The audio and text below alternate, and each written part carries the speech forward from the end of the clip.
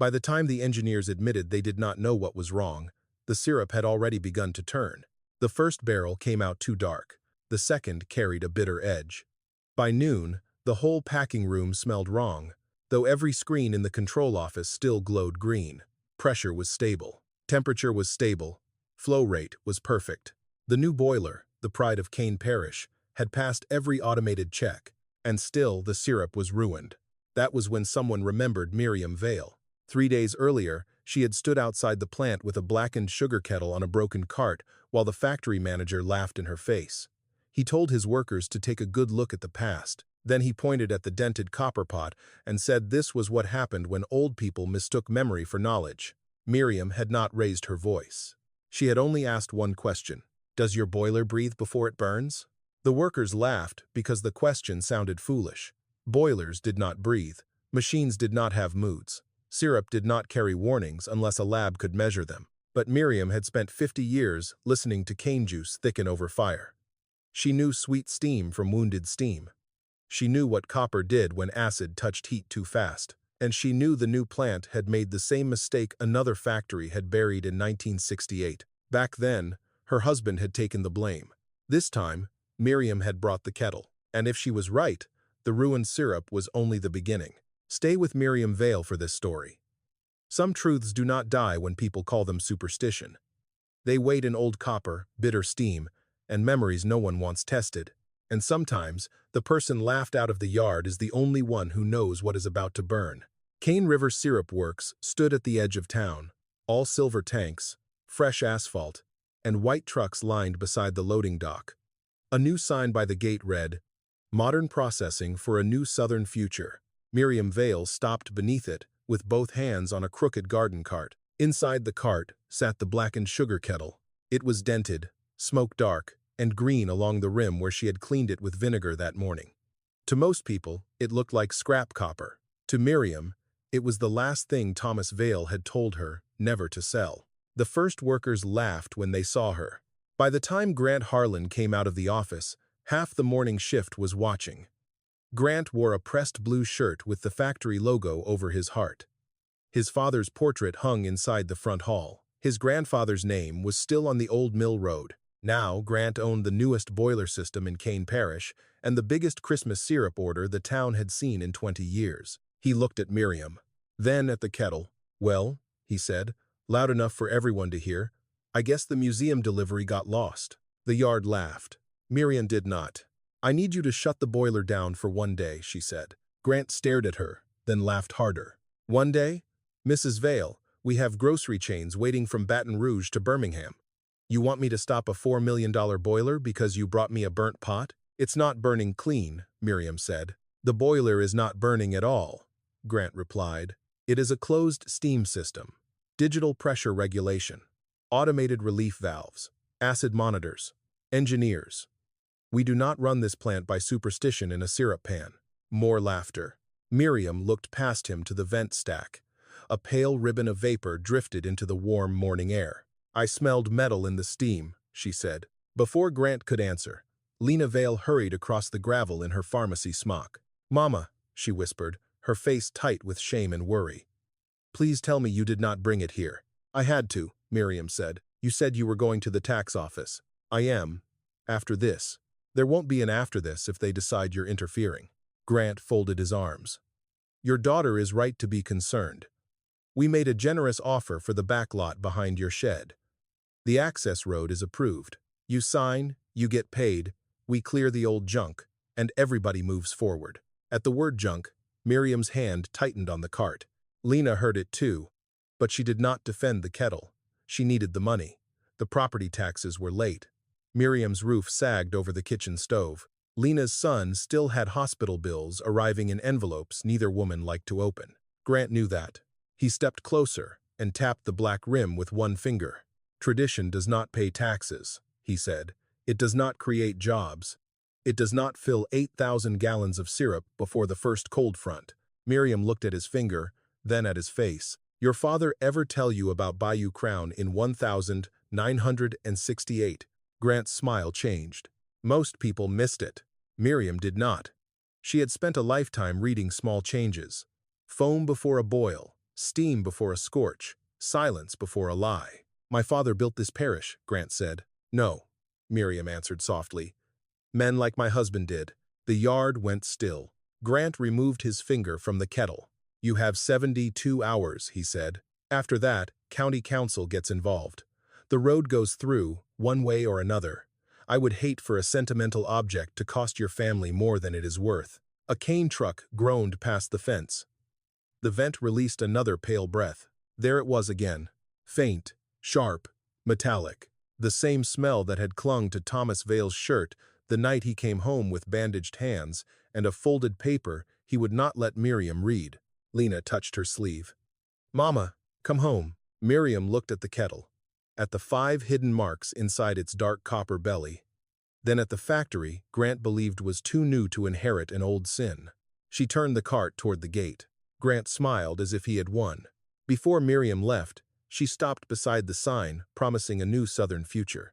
If that boiler keeps running, she said, every barrel will remember what your gauges forgot. Miriam Vale had learned sugar before she learned sorrow. Her first memories were not of schoolbooks, but of cane stalks stacked against her father's shed. In Cane Parish, harvest season had its own weather.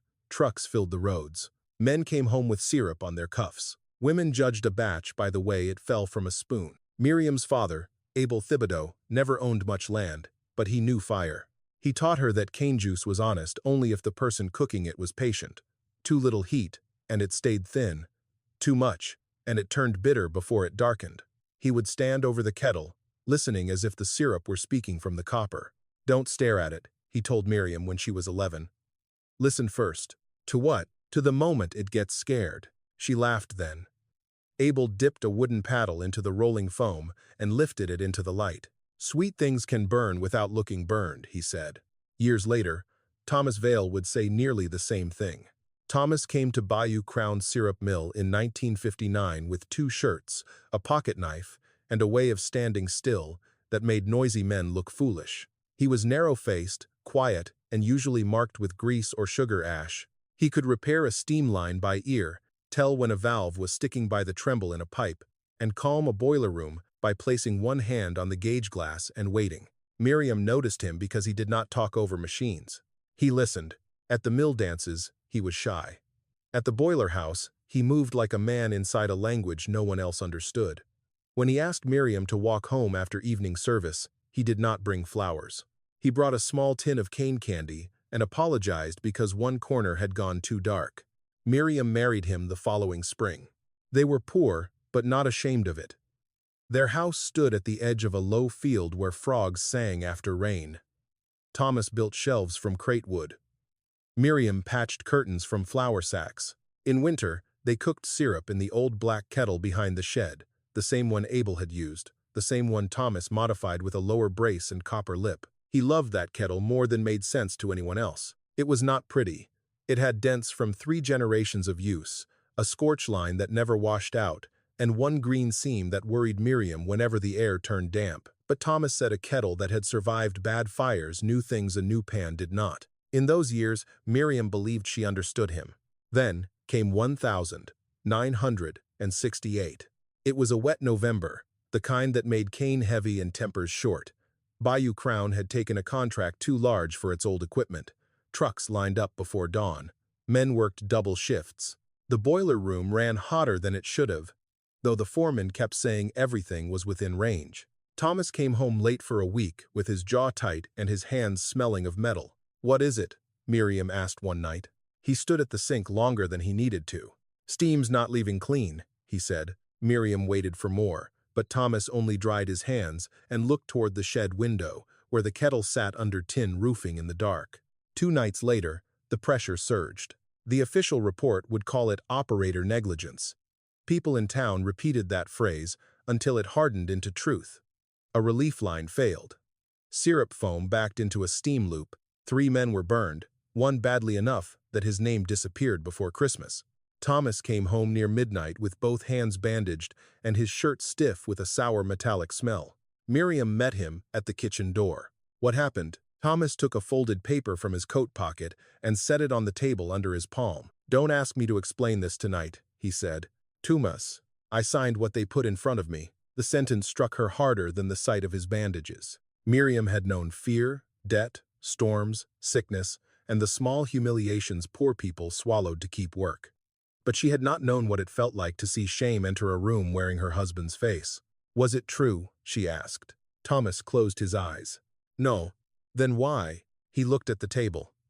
Because men with children needed the mill open Monday. After that, something quiet moved into their marriage and stayed there. Thomas kept working, but he spoke less.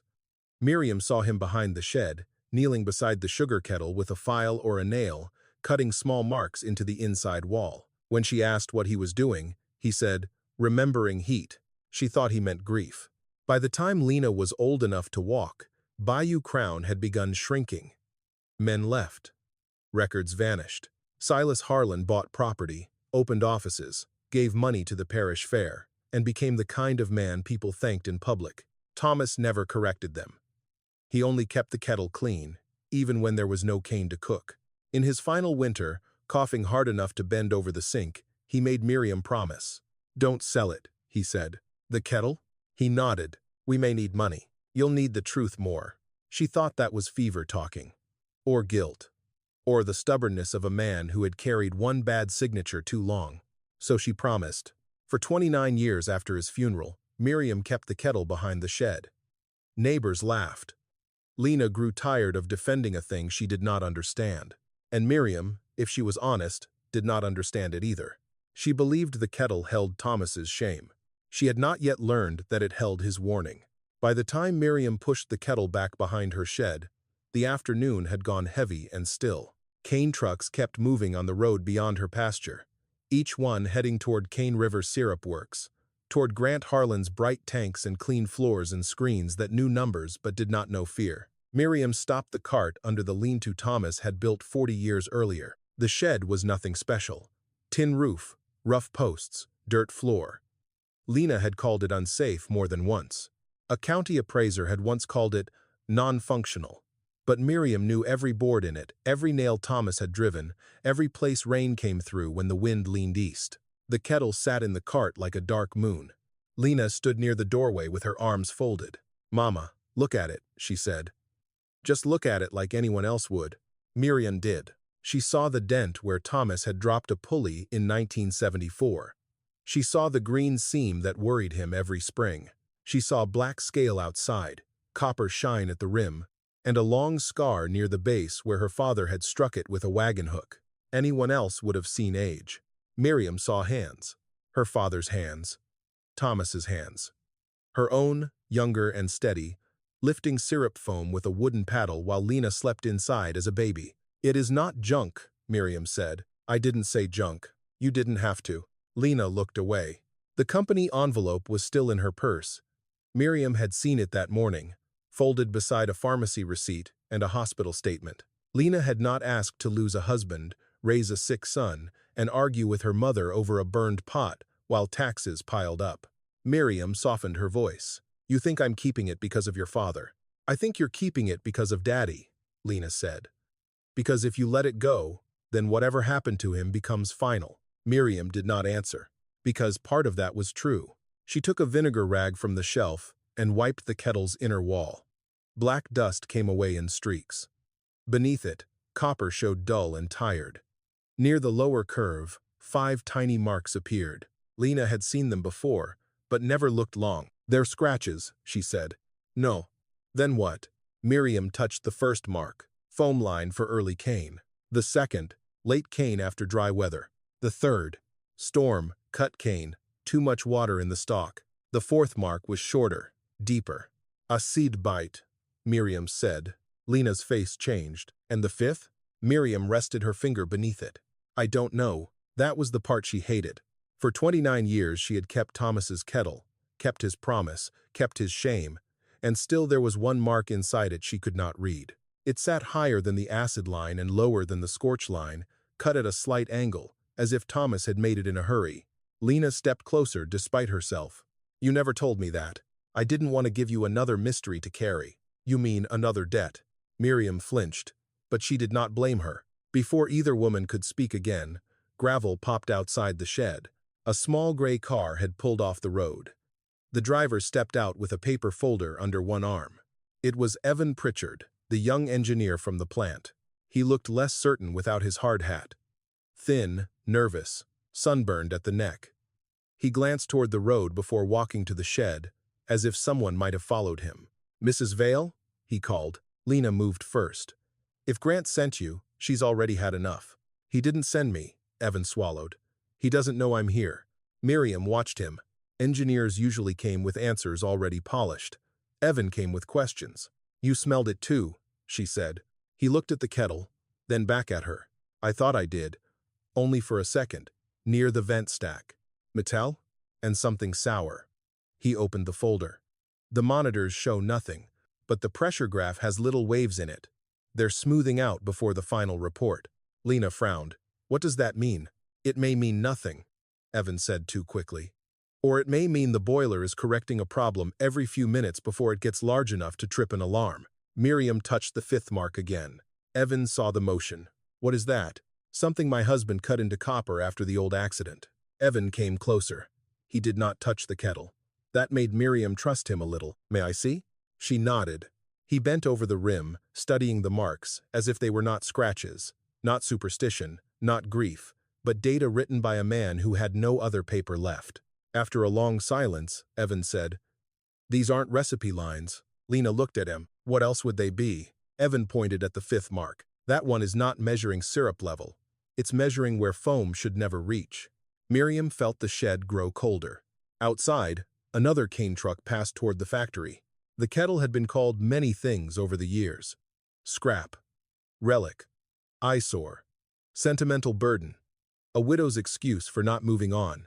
But now Evan stood over it with his folder trembling in one hand, and for the first time in decades, someone younger than Miriam was looking at Thomas's old marks as if they might be trying to save lives. Lena whispered, "So it isn't a recipe." Miriam kept her eyes on the 5th mark. "No," she said. "I don't think it ever was." Evan brought the first sample after dark. He did not come through the front drive. He parked beyond the pecan trees, cut his headlights early, and walked to Miriam's shed with a glass jar wrapped in a paper sack. The jar was still warm when he handed it to her. "Line 3, he said, pulled before the shift supervisor sealed the batch notes. Lena stood in the doorway, arms crossed. "So now we're stealing syrup?" Evan looked ashamed. "It's not stealing, if the product may be unsafe." That sounds like something a man says before he loses his job. Miriam took the jar and held it toward the shed lamp. The syrup looked normal at first. Dark amber. Thick. Clean enough to fool a buyer and maybe even a lab if the wrong test was run too early. But when Miriam turned the jar slowly, a dull shadow clung to the glass. She said nothing. She poured a small measure into the blackened kettle and set it over the low propane flame she used for canning. It was not the old wood fire. It was not perfect. But the kettle did not need perfect. It needed honest. Evan opened his folder on a crate. Lena stayed near the door, pretending she did not care. The syrup warmed. At first, it smelled sweet, then grassy, then sharp. Miriam lowered her face toward the steam and closed her eyes. "There," she whispered. Evan leaned in too quickly and coughed. "Not like that," Miriam said. "You don't chase it. Let it come past you."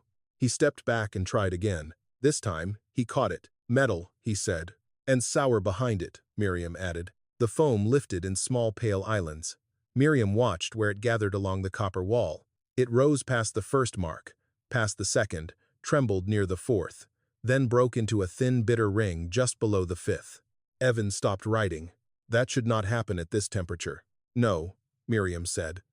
"It shouldn't." Lena came closer despite herself. "What does it prove?" Miriam looked at the dark ring forming on the copper. "It proves something is touching heat before it is ready." "That won't be enough," Evan said quietly. "Grant will say it's an uncontrolled test." "He will say more than that," Miriam answered. She was right. The next morning, Evan brought his notes to Grant Harlan in the factory conference room. Miriam came with him because she had learned long ago that men who mocked women's knowledge often softened their voices when another man repeated it. Grant did not soften. He stood at the head of the table with 2 supervisors beside him and a stainless coffee mug in his hand. Behind him, through the glass wall, the boiler room shone clean and bright. Evan explained the sample. The foam line, the metallic vapor, the pressure ripples. Grant listened for less than 3 minutes. Then he set his mug down. "So," he said, "you took company product off-site, heated it in a backyard antique, sniffed it, and now you want me to delay an 8,000-gallon order." Evan flushed. "The pressure graph shows correction waves. The system self-corrects. That is what modern systems do. They're too regular." Grant turned to Miriam. "And I assume Mrs. Vale interpreted these waves by reading the feelings of her pot." One supervisor smiled. The other looked down at the table. Miriam kept her hands folded. "I read what the syrup did when your machine stopped hiding it." Grant's smile vanished. Before he could answer, the conference room door opened, and Marla Bess walked in with a leather folder pressed to her chest. Marla worked for the parish business office, though everyone knew she had helped push the factory expansion through every permit hearing. She did not sit. "Mrs. Vale," she said, "I need you to understand the seriousness of what is happening. I understand it better than you think." "I hope so. Because if you make public claims about contamination, equipment failure, or product safety before any authorized investigation confirms them, you may expose yourself to civil liability." Lena, who had been waiting in the hall, heard enough to step inside. "Civil liability?" she said. Marla's expression softened by half an inch. "The factory employs 200 people. A false rumor could damage contracts, wages, and the parish tax base." Miriam heard what was underneath. If she spoke too loudly, they would make the damage her fault. Grant looked relieved to have the room back under official language. "There," he said. "That is the difference between concern and recklessness." Miriam stood.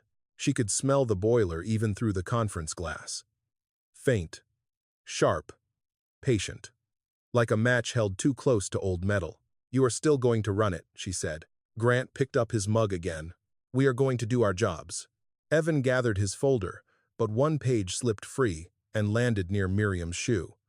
She bent to pick it up. The graph was covered in small waves, each one nearly erased by a smoother line drawn over it. Miriam looked at Evan. He looked frightened now, not embarrassed. Frightened. Outside the glass, a worker opened a valve. Steam moved through the bright new pipes.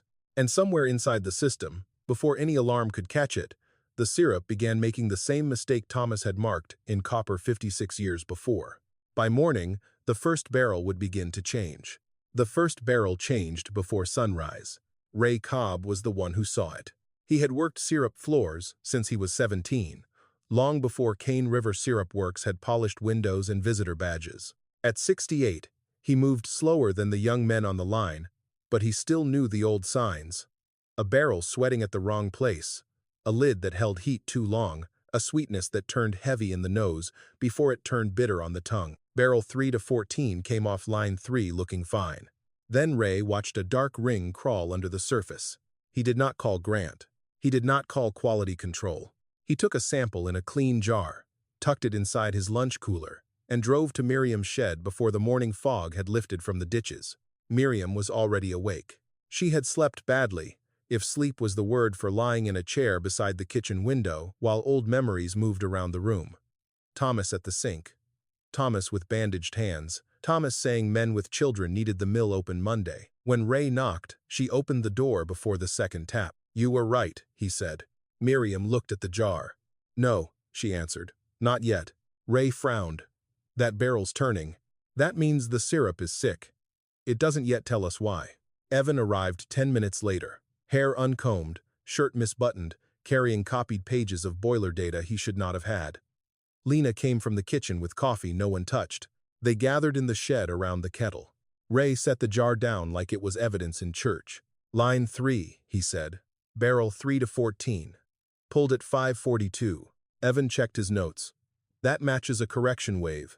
Miriam poured a small measure into the kettle. This time she did not use the propane flame. She built a small cane fire under the kettle with dry scraps Thomas had stacked years ago, and Lena had begged her to throw away. The flame caught slowly, blue at first, then orange. Smoke moved under the copper and curled through the shed roof. Lena watched from the doorway. "Mama, if this proves something, what happens?" Miriam did not answer because she did not know which fear to choose. If it proved nothing, she was an old fool with a lawsuit coming. If it proved everything, then the factory was selling danger. Grant Harlan's name was tied to an old lie, and Thomas's shame had not died with him. The syrup warmed. At 160 degrees, it smelled sweet.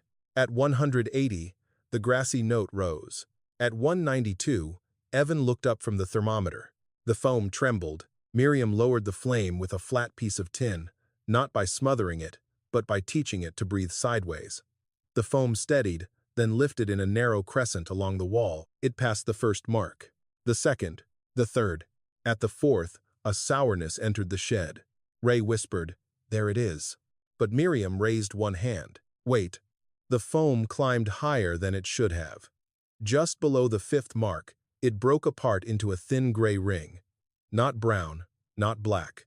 Gray, with a faint green edge where it touched copper. Evan stopped writing. Miriam dipped the wooden paddle, let one drop fall onto a white plate, and tilted it toward the light. A metallic stain spread at the edge. Lena covered her mouth. "What is that?"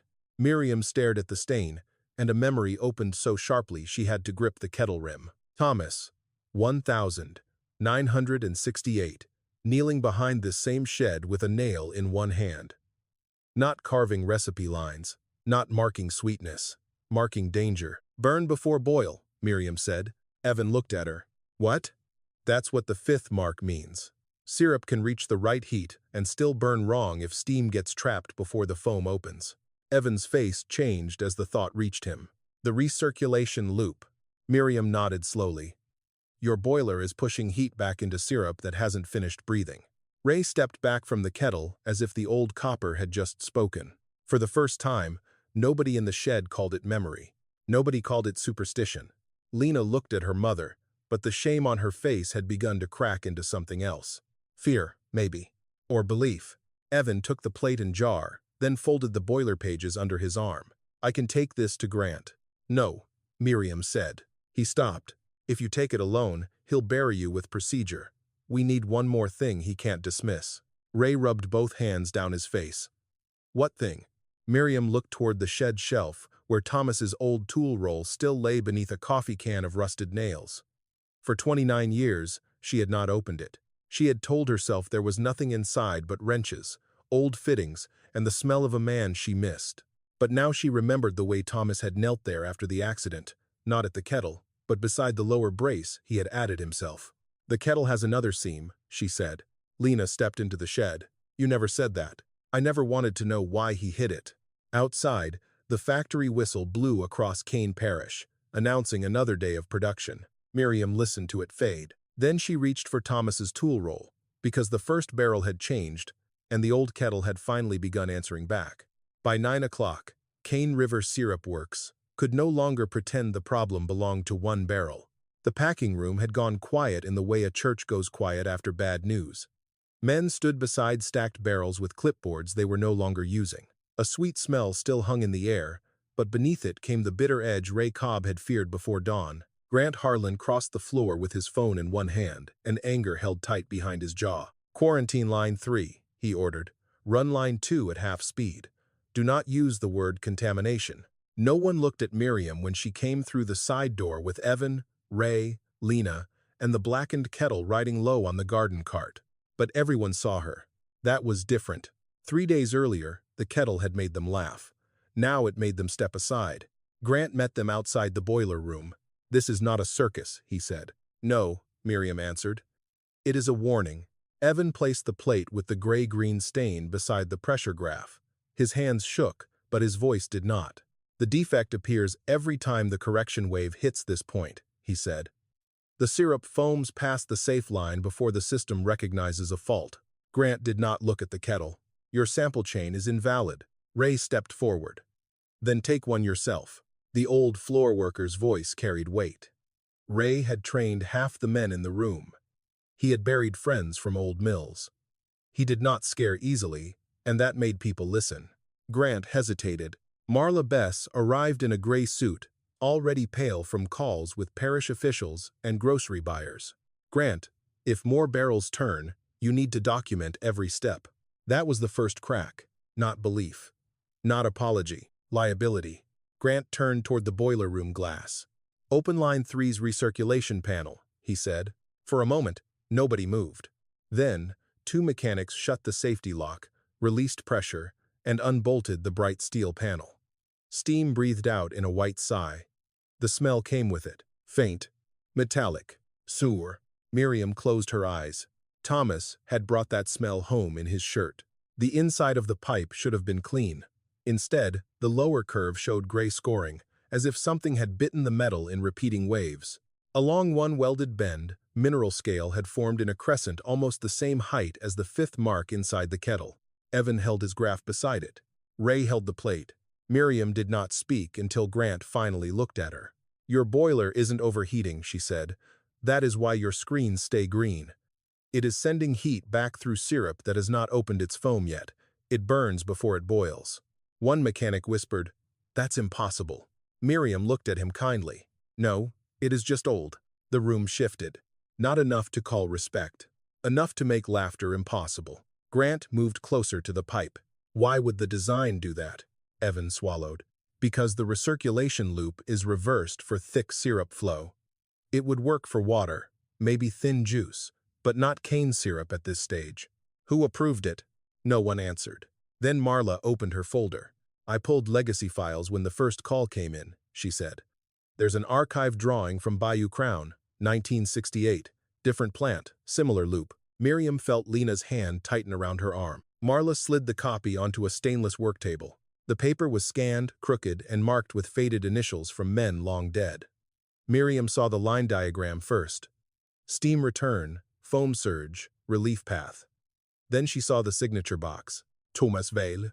Operator fault acknowledgement. The boiler room blurred. For 56 years, Miriam had remembered one thing: Thomas coming home ashamed. Thomas saying he had signed what they put in front of him. Thomas refusing to explain. Now his name sat under the same error, ruining Grant Harlan's new factory. Lena read it too. "Mama," she whispered. "Why is Daddy's name there?" Grant seized on it like a drowning man finding a board. "There," he said. "Your husband signed off on this kind of fault himself." Miriam looked at the drawing. For one terrible second, doubt returned with all its old teeth. Had Thomas known more than he told her?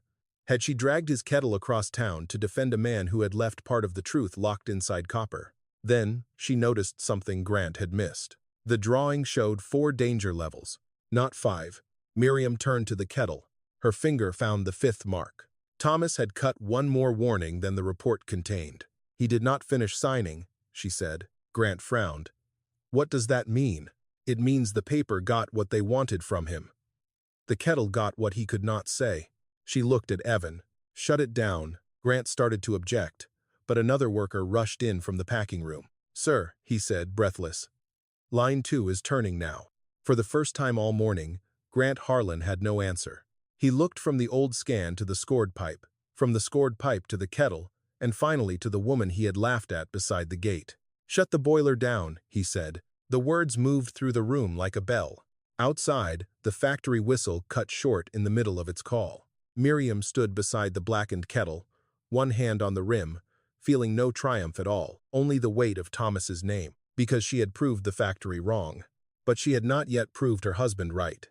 By afternoon, Cane River Syrup Works no longer sounded like a factory. It sounded like a place holding its breath. Line 3 was locked down. Line 2 sat silent, with half-filled barrels cooling beside it.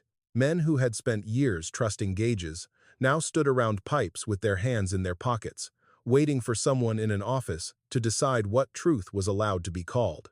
Grant Harlan did not use the word failure. Marla Bess did not use the word contamination. The official phrase became temporary processing irregularity. Miriam heard it from the hallway outside the conference room and almost laughed. Not because it was funny, because 56 years earlier, men had found careful words for burned hands, missing records, and a smell no one wanted to name. Grant invited her inside without smiling. That was new. On the table lay a folder, a pen, and a printed offer with her full name at the top. Lena sat beside Miriam, pale and quiet. "This is not an admission," Grant said.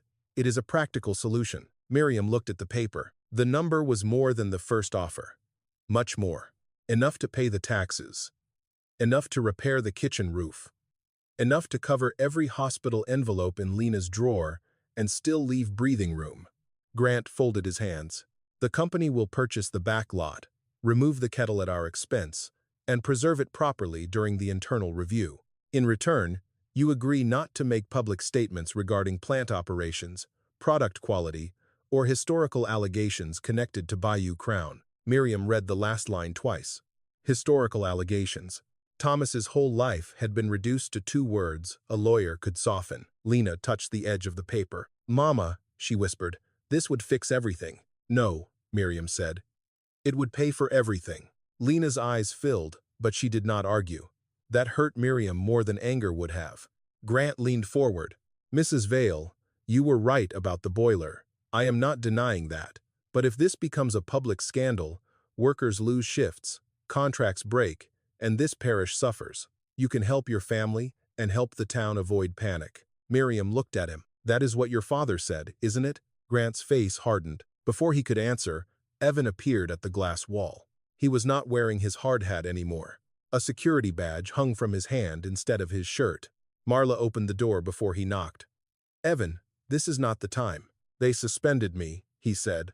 Lena stood. "For what?" "For unauthorized data removal, for off-site product testing, for creating reputational risk."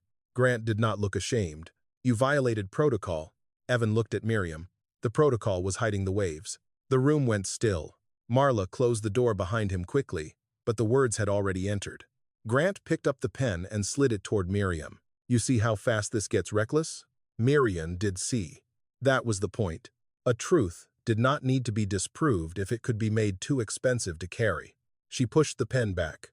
"I need time." "You have until morning," Grant said. Outside, near the employee lot, Ray Cobb waited beside Miriam's cart.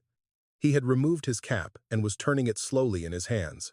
When Miriam came out, he did not ask what Grant had offered. He already knew the shape of it. "My daddy worked Bayou Crown," Ray said. Miriam stopped. "You never told me that." "Wasn't much to tell. He was there. Then he wasn't. Payroll said he left voluntarily after the accident." "What was his name?" "Isaiah Cobb." The name moved through Miriam like a draft under a door. She had heard Thomas speak it once in his sleep. Ray looked toward the silent boiler room. "My mother waited 2 Fridays for his pay. Then a foreman told her Isaiah had quit and gone north. But he never wrote, never sent for us, never came back." Miriam gripped the cart handle. Ray's voice lowered. "I saw something this morning in the old scan, initials near the edge. I, C, someone tried to crop them out." Lena stepped closer to her mother. "Mama?" Miriam looked down at the kettle. The 5th mark had warned them about the boiler. But Thomas had not carved only one warning in his life. If Isaiah Cobb's name had been cut out of the records, then the kettle might not be holding one man's shame. It might be holding 6 families' missing truth. She reached beneath the lower brace, where Thomas had added a strip of darkened copper after the accident. For years, Miriam had thought it was just a repair. Now she saw the seam line. Thin. Deliberate. "Waiting," Ray whispered. "Can you open it?" Miriam thought of the offer inside the conference room, the roof, the taxes. Lena's tired face, the easy mercy of signing away a burden. Then she thought of Thomas saying, "You'll need the truth more." "Yes," she said, but her hands shook when she reached for the first screw. The first screw did not want to turn. It had been sunk into the lower brace for 56 years, hidden under soot, oil, and the kind of rust that seemed less like damage than refusal. Miriam pressed Thomas's old screwdriver into the slot and felt her wrist tremble. Lena reached for her hand. "Mama, let Evan do it." "No," Miriam said. She did not say why. Some doors had to be opened by the person who had spent a lifetime afraid of what waited behind them. The screw broke loose with a small cry of metal. Ray Cobb stood near the shed post, holding his cap in both hands. Evan knelt beside the kettle with his suspended badge still in his shirt pocket, no longer useful to anyone except as proof that truth had a price. One by one, Miriam removed the screws. The lower brace shifted. At first, nothing happened. Then a thin strip of copper slid out from behind the brace and fell into her palm. It was no wider than 2 fingers and dark as old blood. Thomas had hammered it flat, folded it once, then sealed it where no casual buyer, appraiser, or scrap man would ever think to look. Miriam carried it to the light. There were marks on it. Not recipe lines, not pressure notes, names, or pieces of names. E.C., M.B., Le, Re, Ye, Te, A, D, S, V. Beside the initials, Thomas had scratched one date, Nov. 14,968. Ray made a sound Miriam had never heard from a grown man. I see, he whispered. Isaiah Cobb. Lena covered her mouth. Evan opened his folder with shaking hands. I copied payroll summaries before they locked me out. Some pages were missing, but the index still had employee numbers. He spread the papers on Thomas's old workbench. The matching took nearly an hour, not because there were too many records, because there were too few. Isaiah Cobb had worked Bayou Crown's night shift until the week of the accident. Then his name vanished. No termination form, no injury report, just a blank line where his last pay should have been. M.B. was Moses Bell, listed as seasonal release. L.R. was Luther Raines, marked relocated. J.T. was James Talley, whose widow had been told he quit drinking and left for Texas. A.D. was Amos Duhan, whose file ended 2 days before his final hospital bill. S.W. was Samuel Ward, the one Miriam dimly remembered as the badly burned man nobody spoke about after Christmas. 6 men, 6 families, 6 absences made official by paper. Ray sat down on an overturned crate. My mother waited every Friday, he said. She wore her blue dress to the post office because she thought Daddy might send money if he was ashamed to come home. Miriam could not look at him. For 56 years, she had carried Thomas's silence as a private wound. She had thought his signature had injured only their marriage, only his name, only the small life they had tried to keep together after Bayou Crown. But the wound had been larger. It had passed through other kitchens, other children, other women waiting by mailboxes. Evan turned over another page. There's more. He pointed to a faded insurance note copied from Marla's archive scan. After the accident, Bayou Crown had received a payout for equipment damage and business interruption. The report listed no permanent worker injuries. Grant Harlan's father, Silas, had signed as owner. Thomas Vale had signed as operator witness. Lena stared at the page. Daddy signed that too? Miriam closed her eyes. There it was. The part of truth no one wanted in a story. Thomas had not been purely innocent. He had signed. He had helped a lie stand long enough to become history. But then Miriam looked at the copper strip again. Thomas had not written his own initials first. He had written the 6 men. He had hidden them in the one thing he knew Miriam would protect even when she hated him for it. He told me men with children needed the mill open Monday, Miriam said. Ray looked up. What does that mean? It means Silas Harlan gave him a choice. Sign the report. Keep Bayou Crown open through the season. Let families get paid until Christmas. Refuse, and the mill closes overnight while lawyers fight. Lena's voice broke. So he chose the lie? Miriam opened her eyes. He chose time. No one spoke. The word did not forgive Thomas. It did not clean his signature. It did not put Isaiah Cobb back at Ray's kitchen table. But it made the shape of the sin clearer. Thomas had not hidden the truth to save himself. He had hidden it because he believed one more week of wages might keep children fed, and because he was not brave enough then to see another way. So, he made a second choice. He hid what he could: the initials, the date, the warning mark, the proof that the accident had not been operator negligence, and that 6 men had been erased so the mill could reopen clean. Miriam pressed the copper strip against her chest. For most of her life, she had wanted Thomas to be either guilty or innocent, a coward or a victim, a man who failed her or a man destroyed by others. Now the kettle gave her something harder. Thomas had been human, frightened, compromised, and still trying, in the only broken way he had left, to leave a road back to the truth. Ray stood slowly. My father deserves his name back. Miriam nodded. So do the others. Lena looked toward the road, where Cane River Syrup Works sat behind its locked gates and careful language. What happens now? Miriam folded the copper strip into a clean handkerchief. Now, she said, we stop letting them call it an irregularity. Miriam did not take the copper strip to the courthouse first. She took it to the factory floor. By then, word had moved through Cane Parish faster than any official statement could catch it. Trucks sat idle along the fence. Workers stood in small groups outside the loading bays. Some looked angry. Some looked afraid. Most looked like people waiting to find out whether their paychecks had been built on another generation's silence. Grant Harlan came down from the office when he saw Miriam enter. Marla Bess followed him, phone in hand, face drawn tight. Ray walked beside Miriam. Lena carried the copied payroll pages. Evan carried the boiler graphs, though security had already taken his badge. Behind them came 4 older women and 2 men whose family names matched the initials Thomas had scratched into copper. No one laughed at the kettle now. It sat on the cart between them, blackened and scarred, as if it had been dragged out of a fire one last time to testify. Grant stopped 10 feet away. "Mrs. Vale," he said carefully, "whatever you believe you have found, this needs to go through proper channels." Ray's voice cut across the floor. "My father went through your proper channels. That's how he disappeared." Grant looked at him. Ray held up the copied payroll sheet. Isaiah Cobb. Night shift. Bayou Crown. November 1968.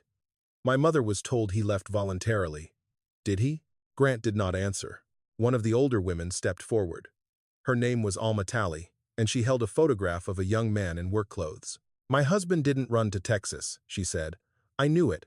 I knew it for 56 years. Marla lowered her phone. For the first time since Miriam had met her, the parish woman seemed to understand that this was not only a business problem, it was a room full of people who had been trained to doubt their own grief. Grant reached for the copper strip, but Miriam did not hand it to him. "Not until you see what it cost," she said. She unfolded the handkerchief herself. The 6 initials caught the factory light. Grant stared at them. His face did not soften. Not yet. Redemption did not arrive that fast. At first, what came over him was calculation, then fear, then something closer to anger. Not at Miriam, at the dead, at his father, at the fact that a lie could wait half a century and still know where to find his name. "This proves initials," Grant said. Miriam nodded. "Yes, that is where truth usually starts, small." Evan placed the old scan beside the copper strip. Lena laid the payroll index next to it. Ray added his mother's letters, still folded in their envelopes, each one returned because no forwarding address had ever existed. Grant looked from one piece to the next. Then he turned and walked away. A murmur moved through the workers. Lena's face tightened. "He's running." "No," Miriam said, though she was not sure. "He's choosing." Grant returned 20 minutes later, carrying a leather ledger so old its corners had gone soft. Dust clung to his shirt sleeve. His hands were gray from the archive room. He set the ledger on a packing table. "My father kept insurance records in his private office," he said. His voice was lower now. He opened to a page marked December 1968. There it was. Equipment damage payout. Business interruption payout. No permanent injury liability. No surviving dependent claims. At the bottom, Silas Harlan's signature sat clean and proud. Grant looked at Ray. "I cannot give you your father back." Ray's jaw worked, but he said nothing. Grant looked at Alma Talley, then at the others. "And I do not have the right to ask you to forgive a name I inherited before I understood what came with it." The factory floor was silent. Grant turned to Marla. "Open the county archive." Marla blinked. "Grant. All of it. Bayou Crown permits, injury filings, payroll amendments, insurance correspondence. If Cane River benefits from that history, then Cane River answers for it." Then he faced the workers. Line 2 and Line 3 remain shut down. The Christmas shipment is canceled until the boiler is rebuilt and independently inspected. Any employee losing shifts this week will be paid from emergency reserves. A supervisor whispered, "That will hurt us." Grant looked at him. It should. That was the first true thing he had said all day. Miriam watched him sign the shutdown order with the same hand his father had once used to sign checks from a covered-up accident. It did not erase anything, but it changed the direction of the next step. By evening, folding tables had been set up on the factory floor. Workers brought coffee. Someone called the pastor. Someone else called the local paper, though Marla tried once, weakly, to stop them and then gave up. The families wrote the 6 names on a sheet of brown packing paper because no official form had yet been made worthy of them. Isaiah Cobb, Moses Bell, Luther Raines, James Talley, Amos Duhon, Samuel Ward. Miriam stood back as Ray touched his father's name with 2 fingers. Lena came beside her. "I thought you were choosing the dead over us," she said. Miriam looked at her daughter. "I was trying not to let the living inherit another lie." Lena took her mother's hand. Across the room, Grant approached with the canceled settlement papers. He tore them once, then again, and dropped the pieces into a waste bin. "I am sorry," he said. The words were small, but this time, they were not alone. Behind him, The boiler was silent, the shipment was cancelled, the archive was opening, and 6 erased names had begun moving back into the world. Miriam looked at the blackened kettle. For 56 years, it had held the truth. Now Cane Parish had to learn how to hold it. 6 months later, Cane River syrup works still looked unfinished. The silver tanks were clean again. The loading docks had reopened. Trucks came and went along the fence. But the bright sign by the gate had changed. The words about a new southern future were gone, replaced by a smaller line painted in plain black letters. Safety records available upon request. It was not beautiful. Miriam liked that. Beautiful words had hidden enough. The investigation into Bayou Crown was still open. Lawyers moved slowly. Insurance companies moved slower. Some records had been lost, some altered, and some had been kept in private drawers by men who had died, believing paper could outlive guilt. But 6 files had been corrected. Isaiah Cobb, Moses Bell, Luther Raines, James Talley, Amos Duhon, Samuel Ward. Their families received copies of the amended records first, before the parish office posted anything publicly. Ray Cobb held his father's file for nearly an hour without opening it. Alma Talley brought her husband's photograph and set it beside the corrected page on her kitchen table. No ceremony was held. No brass band played. No one unveiled a statue. Miriam was grateful for that too. Some truths did not need applause. They needed witnesses who would not look away. The kettle never returned to her shed in one piece. The body of it remained with the state investigator, tagged and stored as physical evidence. The hidden copper strip was photographed, sealed, and entered into the case file. After that, copies of the initials were given to the 6 families, each printed beside the corrected name. Grant Harlan offered once to restore the kettle and place it in the factory lobby. Miriam said no. "You don't restore a wound so people can admire it," she told him. Grant accepted that without argument. That was how Miriam knew he had changed, at least enough to begin. Lena kept the back lot. The access road was rerouted, narrower and less convenient, around the shed and the pecan trees. The roof over Miriam's kitchen was repaired with money from a hardship fund Grant created for families affected by the shutdown. Miriam did not ask where every dollar came from. She only made sure Lena's name was on the receipt too. One evening, Lena stood beside her mother in the empty shed. For the first time in years, there was no kettle under the tin roof, only a dark circle on the dirt floor where its weight had rested through storms, summers, and 29 winters of stubborn silence. "I hated that thing," Lena said. "I know. I thought it kept you trapped." Miriam looked at the ring in the dirt. Maybe it did, for a while. Lena slipped her hand into her mother's. And now? Miriam listened to the evening insects beyond the shed. Now it finally left after doing what Thomas asked of it. Lena did not say Thomas was innocent. Miriam was glad. Innocent was too small a word now, and too clean. Thomas had been afraid. Thomas had signed. Thomas had hidden the names.